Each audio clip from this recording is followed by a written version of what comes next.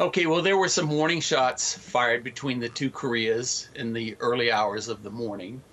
Um, it's problematic in that it could lead to escalation, but I don't think it's something to get too worried about. A North Korean merchant ship crossed the so-called northern limit line, which the South claims is the maritime boundary between the two Koreas.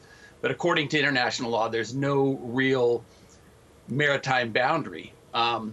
Under the armistice from 1953, there's a military demarcation line that divides the two Koreas, but there was no provision for a maritime boundary. The North Koreans didn't care about it. They didn't really have any ships or a navy.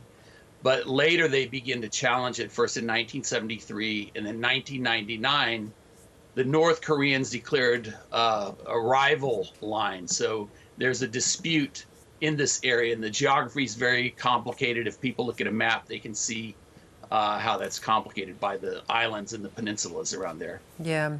Do you think it was a bit of posturing, or are there concerns to be raised given there could be a miscalculation when this starts, these sort of territories start getting crossed and these lines get crossed?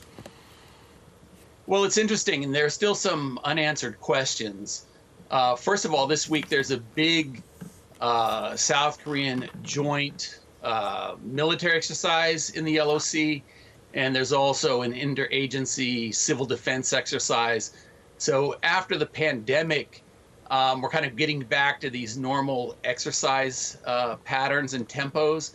So there's a big exercise out there with the South Korean Navy, over 20 naval vessels. Also, the South Korean Army is participating with Apache helicopters, attack helicopters, and also fighter jets. Also, the Americans are participating this time with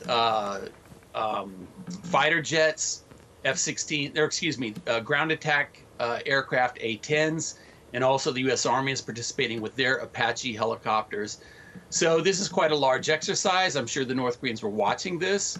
Now, the incident that happened in the early hours this morning was due to this merchant vessel that had left left North Korean port and then crossed this so-called northern limit line, which the North does not recognize. It stayed south of that line for about 40 minutes, was about 3.3 kilometers south of that line when the South began to warn the vessel off, issued some radio warnings and then some warning shots, and then the North retaliated with its own warning shots from the shore. North Korea has been, as we know, firing off a lot of missiles recently. Things were a little calmer during China's big Congress. Do you think this is them sort of feeling their way again, and are we going to see a ramped up response from North Korea? Well, that very well could be. They've been conducting a number of exercises, live fire exercises, with new capabilities that have come online. They have a long list of weapon systems that they've been developing, including tactical nuclear weapons, hyperglide vehicles, and so forth. So they've been testing some of those newer systems. They've probably deployed some of them.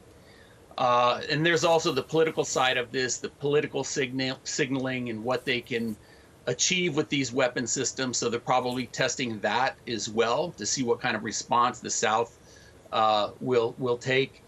And so we'll see. But with missiles and aircraft, there were also aircraft exercises, Air Force exercises in the North recently. Those things move much more quickly, so they're more susceptible to accidents or possible accidents and escalation. In a live fire exercise last month, the South Korean missile blew up. There was an accident earlier this year. A very large missile was launched near Pyongyang, and it exploded. So those kind of inadvertent accidents are always kind of lurking in the background, and those things worry me more than these things that happen at sea. Yeah, absolutely. And of course, the prospect of a potential nuclear test has been raised. How likely do you think that is? Well, I think it's unlikely, just my personal hunch, although I wouldn't be surprised if they would test a nuclear device. I don't think they need to technically.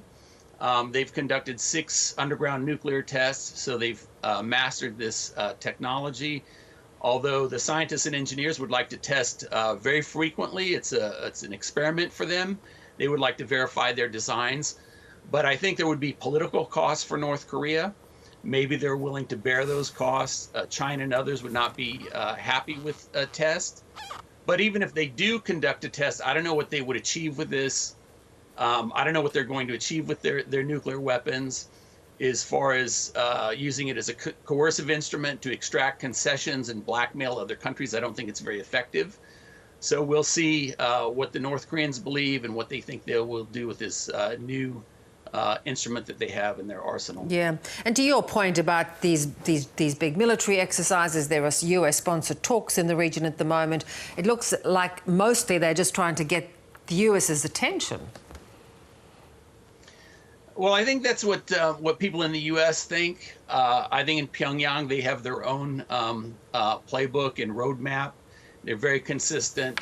The political objectives of the senior party leadership is to continue fighting the revolution, achieve the final victory, is what they say, unify Korea on their terms, be accepted as a peer nuclear state, and they believe there are a number of benefits that come with that status, prestige and economic benefits and so forth. I think they're mistaken, but that's the agenda that they're pushing, and we'll see if their strategy works or not. I think it's a poor strategy, and unfortunately the people of North Korea pay a very high price for it. Absolutely. Good to see you, Daniel. Thanks so much for your time.